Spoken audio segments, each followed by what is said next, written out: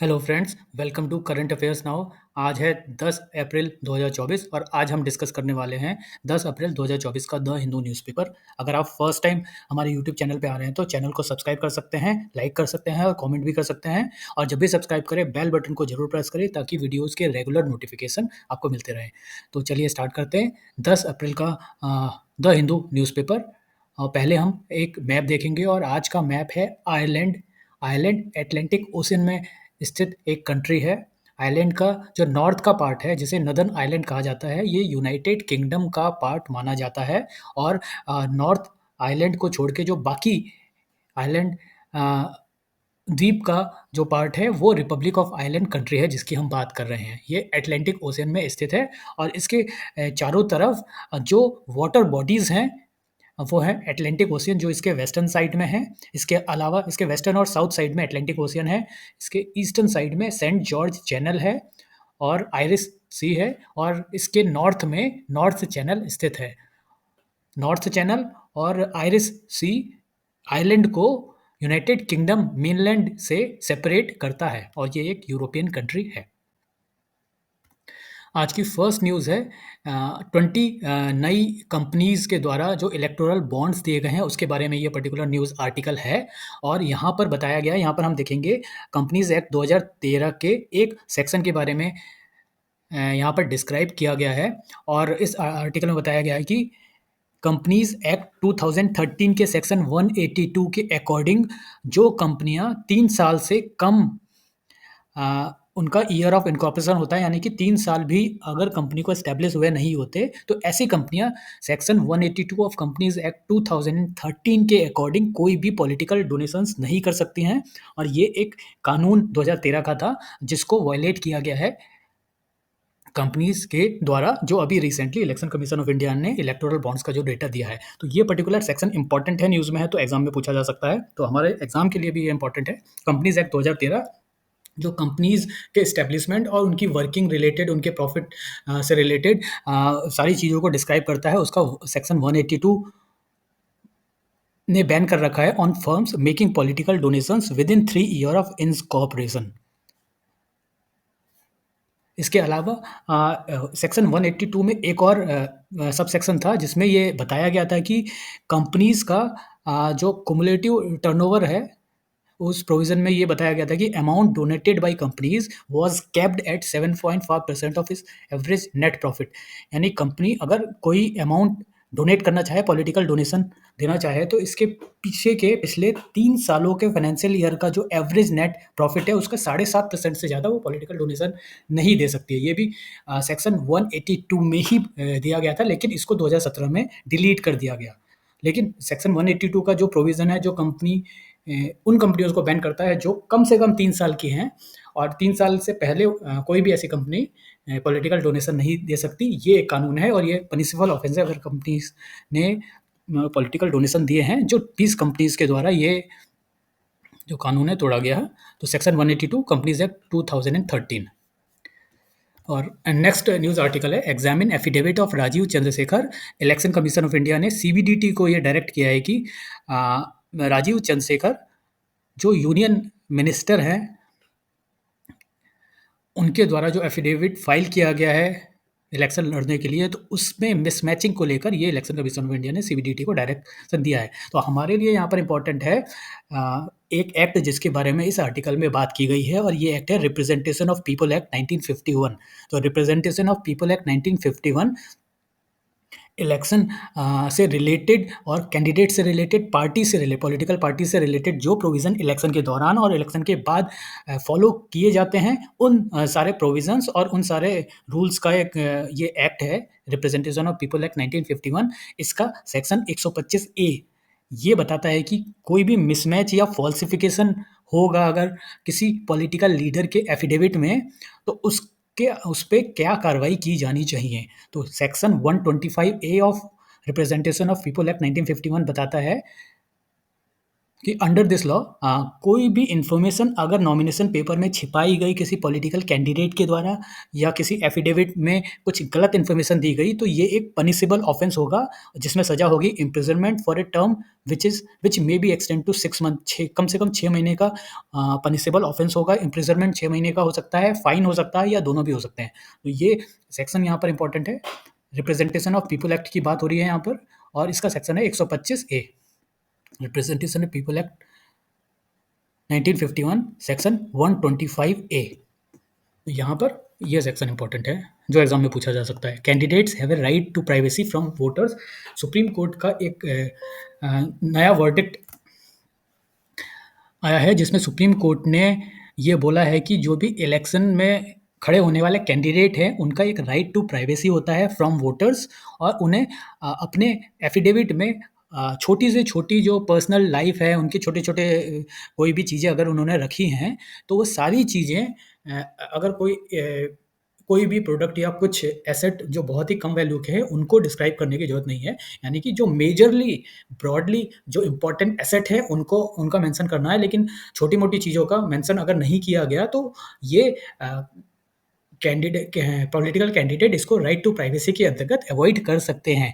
Candidate की जो choice होती है to retain his privacy on matters which were on of no concern to the voter और वो मैटर जो इर्रेलिवेंट हो उसके कैंडिडेचर के लिए फॉर पब्लिक ऑफिस उसको मेंशन करने की ज़रूरत नहीं है। तो यहाँ पर भी रिप्रेजेंटेशन ऑफ पीपल एक्ट 1951 के तहत ये जो वर्डिक्ट है ये सुप्रीम कोर्ट के द्वारा दिया गया। रिप्रेजेंटेशन ऑफ पीपल एक्ट 1951 के सेक्शन 123 में सुप्रीम कोर्ट ने बोला कि छोटी-मोटी चीज़ों का जो मेंशन है वो पॉलिटिकल कैंडिडेट अपने एफिडेविट में ना भी करें तो वो कोई प्रॉब्लम की बात नहीं है और वो अवॉइड किया जा सकता है। जो मेजर ब्रॉड एसेट हैं उनका मेंशन किया जाना ज़रूरी है।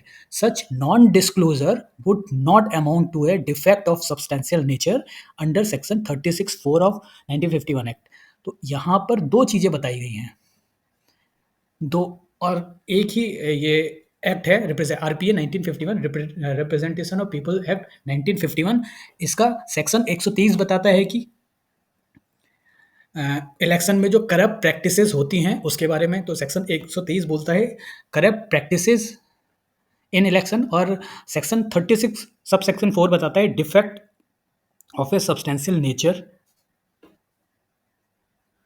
तो ये 2 सेक्शंस इंपॉर्टेंट हैं आरपीए के, सेक्शन 123 और सेक्शन 36 सब सेक्शन 4। सेक्शन 130 बता रहा है करप्ट प्रैक्टिसेस इन इलेक्शन जो फॉलो की जाती हैं और सेक्शन 36 सब सेक्शन 4 बताता है डिफेक्ट ऑफ सब्सटेंशियल नेचर जो नॉन डिस्क्लोजर की वजह से होगा। तो सुप्रीम कोर्ट ने ये बोला है कि राइट टू प्राइवेसी के अंतर्गत छोटी-मोटी चीज़ों का मेंशन अवॉइड किया जा सकता है। इट इज़ नॉट नेसेसरी कि कैंडिडेट हर एक आइटम जो भी उसकी मूवेबल प्रॉपर्टी उसकी मूवेबल प्रॉपर्टी का पार्ट हो या उसके डिपेंडेंट या उसके फैमिली मेंबर के मूवेबल प्रॉपर्टी का पार्ट हो, वो मेंशन किया जाना ज़रूरी नहीं है अनलेस वो आइटम एक पर्टिकुलर वैल्यू से ज़्यादा हो, इतना साइजेबल एसेट हो कि उसको कैंडिडेट के एफिडेविट में आना चाहिए और छोटी-मोटी चीज़ों को अवॉइड किया जा सकता है। नेक्स्ट आर्टिकल है सुप्रीम कोर्ट ने सेंटर का जो राइट है, एक्सक्लूसिव राइट है ऑन इंडस्ट्रियल अल्कोहल और सेंट्रल की जो रिजिड पोजीशन है उस राइट को कंट्रोल करने के लिए उस पे क्वेश्चन किया है। 9 जजेस की एक कॉन्स्टिट्यूशनल बेंच के द्वारा एक मुद्दा सुना जा रहा था और ये मुद्दा था कि एक टसल है between union government and central government over power to levy tax manufacturing production of alcohol. तो अल्कोहल के मैन्युफैक्चरिंग और प्रोडक्शन और उस पे टैक्स लगाने की जो पावर यूनियन गवर्नमेंट की है उसको लेकर यूनियन और सेंट्रल के बीच एक टसल चल रही है। उसको लेकर ही ये कॉन्स्टिट्यूशनल बेंच एक केस की सुनवाई कर रही थी और ये कॉन्स्टिट्यूशनल बेंच 9 जजेस की बेंच है जिसको लीड कर रहे थे supreme court chief justice D Y Chandrachud. तो इस बेंच ने क्वेश्चन किया है कि सेंटर की जो रिजिड पोजीशन बनी हुई है, सेंटर किसी भी हाल में चाहता है इंडस्ट्रियल अल्कोहल का एक्सक्लूसिव कंट्रोल और उसकी सारी चीज़ें सेंटर के हाथ में हो, उसको क्वेश्चन किया सुप्रीम कोर्ट ने कि ऐसा क्यों होना चाहिए। Center's rigid position to have exclusive control over industrial alcohol without giving state even opportunity to regulate its inflow। तो यानी कि इस पर्टिकुलर पार्ट में सेंटर स्टेट को अलाउ नहीं करता है कि स्टेट में जो अल्कोहल का इनफ्लो हो रहा है उसको स्टेट रेगुलेट करे, या फिर जो पोर्टेबल लिकर की सेलिंग की जाती है ह्यूमन कंजम्पशन के लिए, उसका कोई भी एस्पेक्ट स्टेट के हाथ में हो। और ये मामला इसलिए चल रहा है क्योंकि जो पब्लिक हेल्थ कंसर्न है, पब्लिक हेल्थ को थ्रेट है जो लिकर से, अ, उसका जो मेन इम्पैक्ट है वो स्टेट्स को भुगतना पड़ता है, क्योंकि स्टेट को माना जाता है गार्जियन ऑफ पब्लिक हेल्थ, और जो पब्लिक हेल्थ है वो स्टेट का सब्जेक्ट है। तो अगर अल्कोहल की वजह से हेल्थ इश्यूज हुए, कोई डिजास्टर हो गया स्टेट में, तो वो स्टेट की रिस्पॉन्सिबिलिटी मानी जाती है, लेकिन जो अल्कोहल का एक्सक्लूसिव कंट्रोल है वो सेंट्रल गवर्नमेंट के हाथ में है। तो state is the guardian of public health. States are concerned about liquor tragedy happening within their jurisdiction. और इस केस में सेंटर पूरी तरह से डिस्कनेक्टेड एंटिटी है, लेकिन पूरा अल्कोहल का कंट्रोल सेंटर के हाथ में है। तो सुप्रीम कोर्ट ने पूछा है कि you are not going to be concern what happens in a district और collectorate, why can't the state make regulations to prevent the misuse of industrial alcohol. तो इंडस्ट्रियल अल्कोहल का जो मिसयूज है उसको प्रिवेंट करने के लिए स्टेट कुछ भी नहीं कर पा रहा है, आप उसको कुछ भी पावर नहीं दे रहे हो। इसको क्वेश्चन किया है सुप्रीम कोर्ट ने, और ये क्वेश्चन जो गवर्नमेंट के सॉलिसिटर जनरल हैं तुषार मेहता, उनसे केस में किया गया। सेंटर क्लेम, अब सेंटर का क्या कहना है, सेंटर ने क्लेम किया है कि जो इंडस्ट्रियल अल्कोहल है ये एक इंडस्ट्री कैटेगरी में आता है, और इंडस्ट्री कैटेगरी यूनियन गवर्नमेंट के अंडर में है, और ये पार्लियामेंट्री लॉ से डिफाइन किया गया है।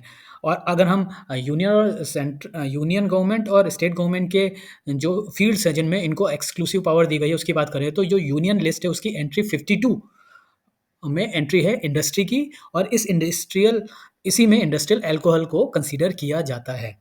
ये पर्टिकुलर जो एंट्री है, यूनियन लिस्ट, स्टेट लिस्ट और कॉन्करेंट लिस्ट, ये 3 तरह की लिस्ट होती हैं जो कि 7th schedule of Indian constitution में आती हैं, और उस 7th शेड्यूल में यूनियन लिस्ट में एंट्री 52 इंडस्ट्री की है, जो सेंट्रल का एक्सक्लूसिव कंट्रोल में आता है। तो इसी के अंडर इसके इंडस्ट्रियल अल्कोहल को लिया जाता है और माना जाता है।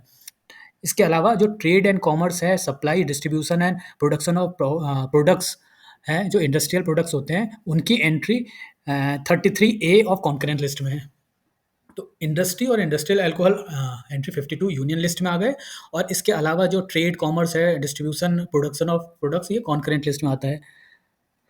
और अगर दोनों को देखा जाए तो ये एक्सक्लूसिव 52 के according industrial alcohol central government control करती है।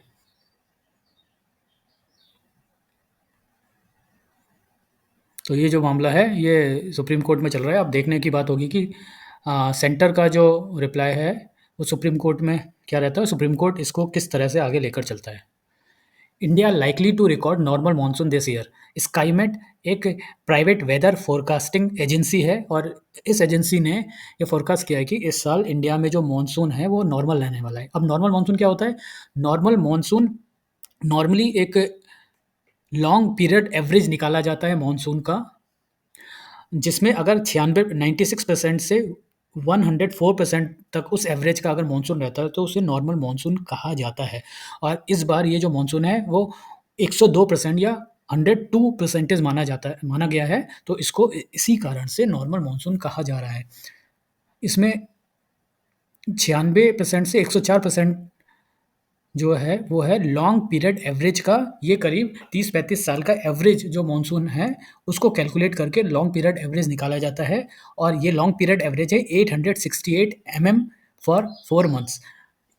800 करीब 870 mm बारिश इंडिया में नॉर्मली होती है, और इस 870 mm बारिश का 96 से 104% नॉर्मली कंसीडर किया जाता है। तो यही इस बार होने वाला है। बहुत अच्छा मानसून ये नहीं माना जा रहा है। अब इसके अलावा एक और पॉइंट है इस मानसून में। मानसून नॉर्मल का मतलब है कि जो ओवरऑल बारिश होती है वो नॉर्मल होगी। नॉर्मल का मतलब ये नहीं है कि हर रीजन में इक्वल बारिश होने वाली है और हर टाइम इक्वल बारिश होगी। Normal cumulative rainfall does not mean uniform temporal and special distribution of rainfall. और क्लाइमेट चेंज की वजह से जो रेनी डेज़ है वो कम हो रहे हैं, लेकिन जो रेन की इंटेंसिटी है वो बढ़ती जा रही है। Number of rainy days is declining while heavy rain events, जो हेवी रेन में हम मानेंगे मोर rain over a shorter period, मतलब थोड़े टाइम में बहुत ज़्यादा, बहुत तेज़ बारिश होना, इसकी फ्रीक्वेंसी बहुत ज़्यादा बढ़ी है। तो this is because of climate change, और ओवरऑल मानसून इस बार इंडिया में नॉर्मल रहेगा। हालाँकि आईएमडी के द्वारा जो मानसून का एस्टिमेशन है वो दिया जाना अभी बाकी है। Digital forensic firm with iPhone cracking technology list ED as one of its client। तो ईडी डिजिटल फॉरेंसिक फर्म को हायर कर रहा है फॉर आईफोन क्रैकिंग टेक्नोलॉजी। पिछले कुछ दिनों में ईडी के द्वारा जो रेड किए जा रहे हैं उनमें फ़ोन का डेटा निकालने के लिए ईडी अब आईफोन क्रैकिंग टेक्नोलॉजी का यूज़ करने के लिए डिजिटल फॉरेंसिक फर्म की हेल्प ले रही है। इस आर्टिकल में एक पर्टिकुलर केस के बारे में मेंशन है जो इम्पोर्टेंट है, Ramaswamy versus union of India case, which is one of multiple petition calling for restriction around device seizure. तो इस केस में ये पिटीशन फाइल की गई हैं कि जो ईडी के द्वारा डिवाइसेस सीज किए जा रहे हैं उस पे रोक लगाई जाए। तो यहाँ पर आर्गुमेंट ये दिया जा रहा है कि जो इंस्पेक्टिंग सीज डिवाइस है उसके लिए कोई वारंट की रिक्वायरमेंट होनी चाहिए, और even if you break in, अगर उसको ईडी इन्वेस्टिगेट भी करती है, कंप्लीटली उसका पूरे डेटा, जो मोबाइल का डिवाइस है उसका पूरा डेटा ईडी कॉपी, कोई भी एजेंसी कॉपी ना करे, वो केवल उसी एस्पेक्ट को देखे जिससे रिलेटेड पर्टिकुलर इन्वेस्टिगेशन में वो मोबाइल या कोई भी प्रोडक्ट सीज किया गया है। बिकॉज़ सारा डेटा को कॉपी करने का मतलब होगा कि यूज़र की प्राइवेसी भी पूरी तरीके से एजेंसीज़ के हाथ में जाएगी। इसी को लेकर ये जो केस है, इसकी बात यहाँ पर की जा रही है। Ramaswamy versus union of India case. Simon Harris becomes Ireland youngest prime minister. Ireland का मैप हमने स्टार्टिंग में देखा था, तो इस कंट्री में अभी यंगेस्ट प्राइम मिनिस्टर बने हैं साइमन हैरिस, आयरलैंड के youngest prime minister Simon Harris. Peter Higgs, जिन्होंने existence of God particle propose किया था, he recently dies. Nobel prize winning physics Peter Higgs, who propose the existence of so called God particle, और जिसकी वजह से काफ़ी help मिली थी how matters formed after big bang. तो उनकी अभी डेथ हो गई है, और ये यूनिवर्सिटी ऑफ ईडनबर्ग में प्रोफेसर थे। 2012 में एक सर्न के द्वारा टेस्ट किया गया था, European organisation for nuclear research, जो स्विट्ज़रलैंड और फ्रांस के बॉर्डर पे है। इस टेस्ट में ये अनाउंस किया गया था कि finally Higgs boson particle found कर लिया गया है। ये जो सर्न का कॉरिडोर है, ये 27 किलोमीटर की एक टनल थी जो $10 बिलियन पार्टिकल कोलाइडर के द्वारा बिल्ड की गई थी। तो 27 किलोमीटर की टनल में हिग्स बोसॉन की डिस्कवरी की गई थी 2012 में। ये जो हिग्स बोसॉन है, इसको फर्स्ट टाइम इसका एग्जिस्टेंस प्रिडिक्ट किया था पीटर हिग्स ने 1964 में, but it would be almost 50 years before the particles existence could be confirmed at large hadron collider. 2012 में इसको एक्चुअल में ढूंढा गया था, और 1964 में इसको प्रिडिक्ट किया जा चुका था पीटर हिग्स के द्वारा। और हिग्स की थ्योरी ये बताती है कि किस तरह से सब atomic particle that are building blocks of matter get their mass, मतलब जो मैटर का बिल्डिंग ब्लॉक सब एटॉमिक पार्टिकल्स को माना जाता है, वो किस तरह से अपने मास रिसीव करते हैं, उसके बारे में ये पूरी थ्योरी है। ये जो थ्योरेटिकल अंडरस्टैंडिंग है, ये सेंट्रल पार्ट है स्टैंडर्ड मॉडल का, विच describe physics of how the world is construed. तो किस तरह से दुनिया पूरी बनी, उसका सेंट्रल पार्ट स्टैंडर्ड मॉडल के थ्रू एक्सप्लेन किया जाता है। और इसका बेसिक यही है कि सब एटॉमिक पार्टिकल कैसे अपना मास लेते हैं, मास गेट करते हैं। एलिमेंटल पार्टिकल्स के द्वारा जो मास अचीव किया जाता है न्यू सब एटॉमिक पार्टिकल के थ्रू,